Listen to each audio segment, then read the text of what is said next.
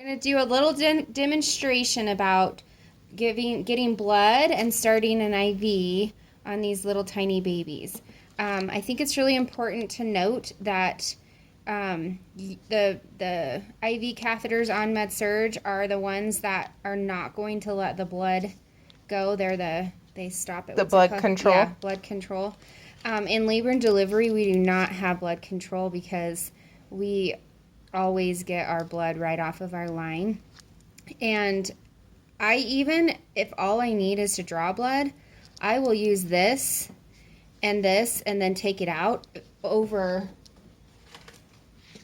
these. And it's because there's a lot of force and suction with these little tiny veins with what are they? Butterflies. The butterflies.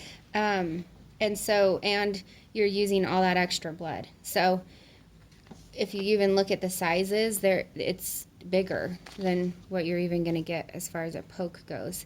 So even if I don't even need a line, I always use this. Great. So you can grab those. So we've got our IV. You want to get just a normal pink 18 You can gauge. find these in this closet in the nursery.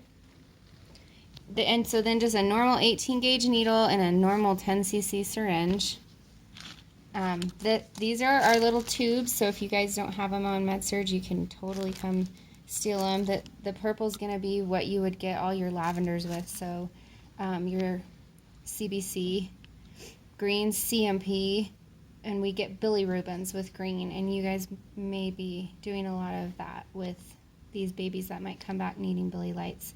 And the tinting on that is normal. I asked. Mm-hmm. And the culture bottle, you only need the aerobic. You don't need an anaerobic, just aerobic. The blue top. Okay, so then we'll flush our tubing and just have that ready for the connection.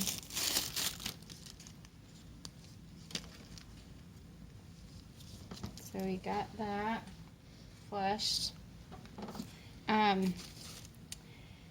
There's Cavalon that I don't have out yet, and then these are called HubGuard, and they just help hold. Yeah, you want to grab me Cavalon and HubGuard. They just help hold that IV in place. I think one of the hardest things with newborn IVs is to make sure you secure it well, because these babies are going to be all over the place. So and never with Coban. Yeah, Coban's too restricting for their little tiny hands and arms. And maybe we can get that baby. Look at the hand veins. Cool. Okay. So open everything up, right? Because that's what we do. The more prepared we are, the better. And this is just an arm board? Mm-hmm. So that's obviously going to change depending on where your site is. Sometimes we'll cut them in half if it's just a little hand. We'll cut them in half. We will put Coban around it to just keep it like a nice solid, not around the hand, but around the board, So if I cut this in half, it's going to be kind of like loose and scraggly over here. And then you can take these off. So depending, like if I need it for an arm, this is going to work great. If I have an AC IV, which is obviously not going to be the best, but easier, this would be good. But if you have a hand, you can cut it in half, wrap it kind of nice and snug with Coban, put it on, and then when you do tape it down, you want to not go all the way around. So you could just do some even cotton balls against the skin and tape like a halfway circle thing. Okay, and then I'll open this up. I think that's everything that we will need to do this. Yeah. Thank you. You're fine to do it. Sorry, you're just my schedule person. That was already open. Did you have to go again? Yep, we're good. Rolling in. Sorry for the pause. Okay.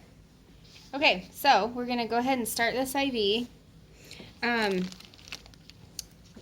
If you are doing cultures, I do still think like the best practice is to wipe it. Yes. And I You think wipe you're and supposed leave to an do- alcohol square on top. Yes. Okay. And another thing I was going to show is, so, and then when we use tourniquets, we do, it's just your normal tourniquet, but we cut them in half and then in half again. So typically they're clear out here. So this is a fourth of a tourniquet. Cool. And I don't think you really need one, but we'll just put one on you. If you need to leave, just let us know. Okay. So what your job is going to be is once we get blood, So You're what gonna Robin go- is speaking to is the second person. When you're not using non-blood control, you always need a second person to occlude. so you're going to go inside of my tubing, and just as the blood's coming, you're going to draw back slowly. And we'll probably need about 3 mils to get our culture and fill these 2 tubes up. So that's an 18. This is a 24. So obviously it's not going As I say, oh, I don't know. to permeate through that catheter. So give it a little twist. I think that's normal practice. Gonna do this little poke vein there. And we're still not in it. You will get blood return. I am.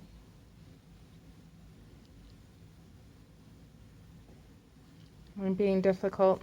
Goodness, I know. I feel like I blew it. Did I? I don't think so. I just don't need them in yet. I just might be maybe more superficial.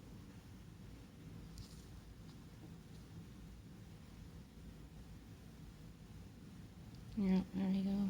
I hope it's.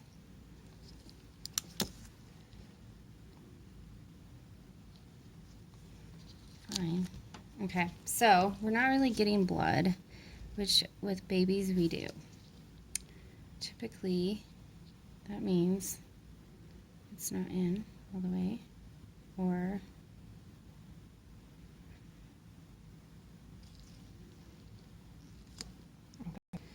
I mean, so it's Okay. clearly just blown.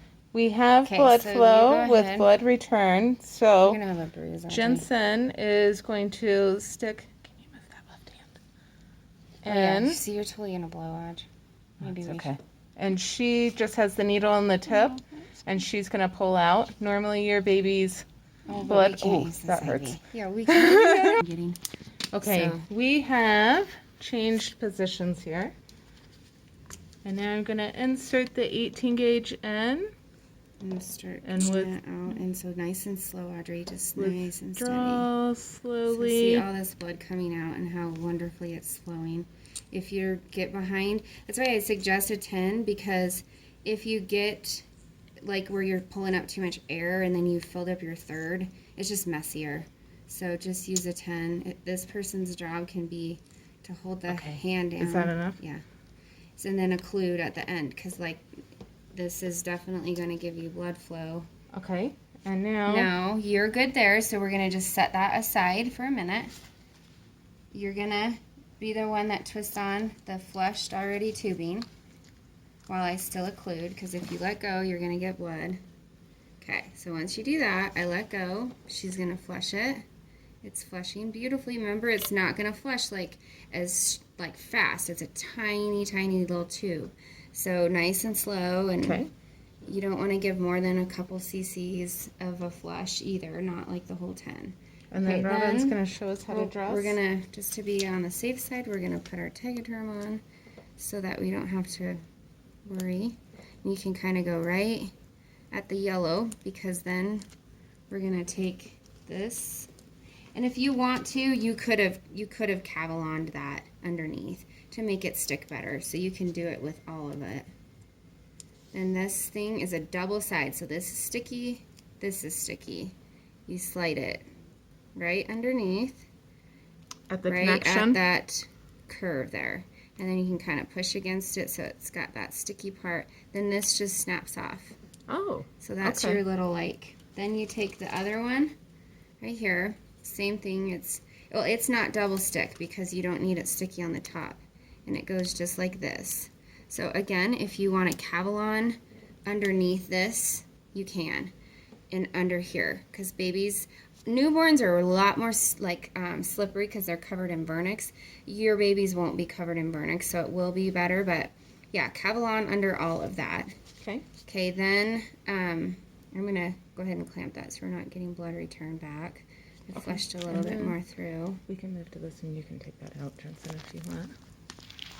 Never had an IV in my hand either. Actually, never had an IV in my Little tiny body. hand, Okay, huh? and Robin's going to show us how to transfer now. Oh yeah, okay.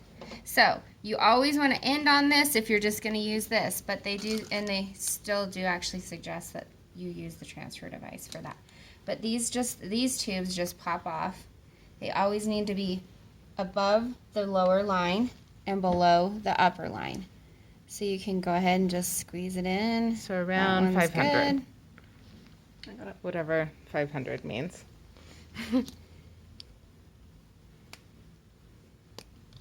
And then same with this one, above the lower line, right about the second one. Okay. And this one is will be most likely to clot. Okay, so now the rest of my blood, as long as I have at least one, which I do, I have a little over one, and one over is fine, would go in there. So what they do suggest, though, is that you just hook up to this. And we're not actually going to squirt it in the bottle so we don't waste the know, bottle, but but use your then it just imagination sucks. there. Suck in it's gonna suck. It's got a vacutainer inside. Even if you just stick the needle in, it's still just gonna suck. So know that that's got to be your last amount of your last blood. So, Robin, will you speak to labeling on these because these are Yes. a lot smaller than how we... And let me go back we to this. usually- So the CBCs will clot. So it is kind of important. They have the heparin lining. So once you do fill your CBC, kind of give it like some rolls and spins so that it gets that heparin. And then all these little pediatric vials. I forgot. Do you want me to just grab one real quick? Mm-hmm. Have extenders, which need to be on for labeling. Oh, So okay. you stick that on there, just like that, and Perfect. then you label and down then the you side. label as normal. Mhm. Okay. So they all have that, and Okay. then that can just go to the lab, and you can see it's good, and Woo. you know it didn't clot. If it clots, it's just gonna end up being like a chunk of blood that won't move when you're moving it. Okay. So Thank you to Robin. And if you have any questions, Labor and Delivery is happy to help us.